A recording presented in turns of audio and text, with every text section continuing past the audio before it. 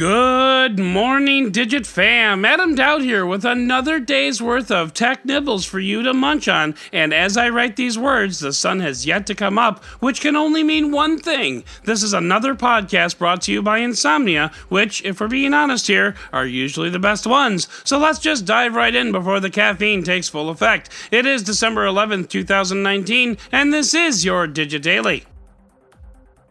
Humans are wonderful, complicated creatures, and if you want to get to know someone, one good way to do that is to figure out what they wonder about. As it turns out, it's also a good way to get to know humanity in general. What does the world wonder about? Now, 20 years ago, we might have asked that question in a philosophy class and then spent the rest of a semester arguing about it. Today, Google just tells us, because as humanity wonders, so too do they Google.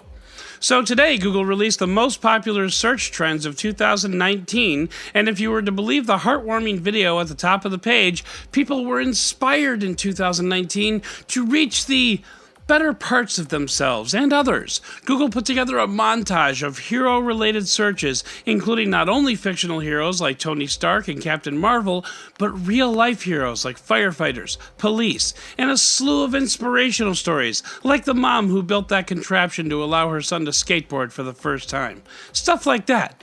But then you completely ruin the fantasy by actually reading about what people searched for. Topping the list in the US, Disney Plus. Well, Heroes stream movies too, I guess. Then there's Cameron Boyce, who died, and Nipsey Hussey, who died, and Antonio Brown, who, while he didn't die, apparently is a football player and a terrible rapper. Then there's Luke Perry, who died, and just so we're clear, I'm not minimizing the death of anyone, but I'll continue on to my point.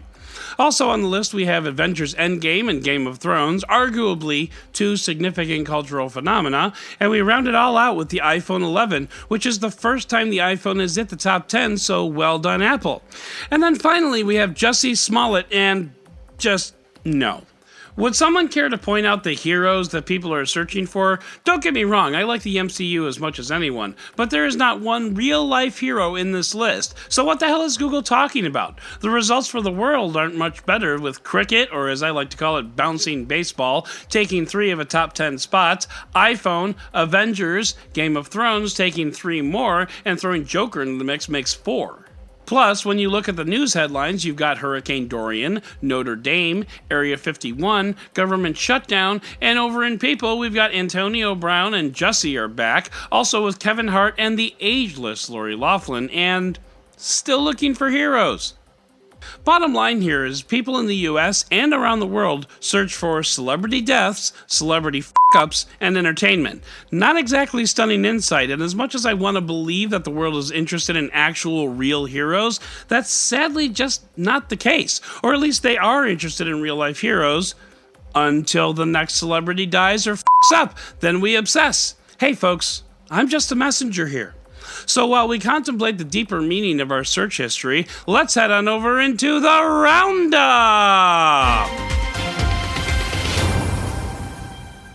A few days ago, Google had the first of what it's calling feature drops coming to the Pixel 4. Included in that update was improved RAM management, which helps the phone manage limited resources. And of course, when I say limited, I mean the Google Pixel's limited 6 gigabytes of RAM, because pretty much every other phone in the world worth talking about has between 8 and 12 gigabytes. But Google did announce that RAM management should make its way out to other phones in the future as well, which will be nice for phones with less RAM, but probably isn't strictly necessary for most modern flagships. Still, updates are a win, so win.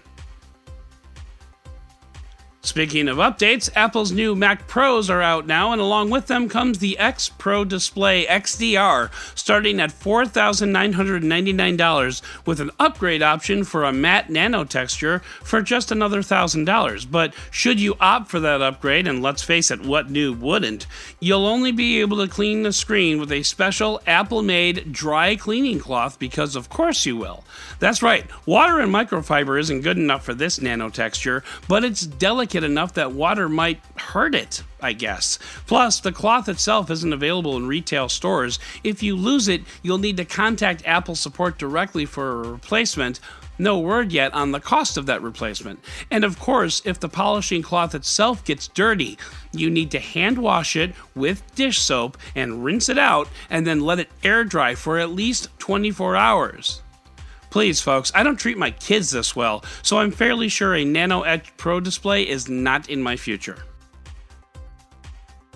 Intel laid out its roadmap for future chip manufacturer out to the year 2029, and the manufacturing process reads like a reverse Fibonacci sequence, starting with 10 nanometers, that's already happening today, and every 2 years after that going down by around 2, so 7 nanometers in 2021, 5 in 2023, 3 in 2025, 2 in 2027, and 1.4 in 2029. And just for context, 1.4 nanometers is approximately the length of 12 silicon atoms placed end to end.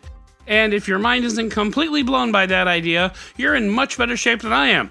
I just want to know why they wimped out at the end there and went with 1.4. I mean, would 1 be so hard? You're messing with my chi here, guys. The Pirate Bay is a website that you should not visit ever that allows you to download all manners of content illegally, from first-run movies to other content that's locked for a certain platform. Mandalorian. Excuse me. Well, it looks like the site might now be toying with a streaming option, making itself the Netflix of illegal content. I'm not sure that's a designation to be proud of, but here we are.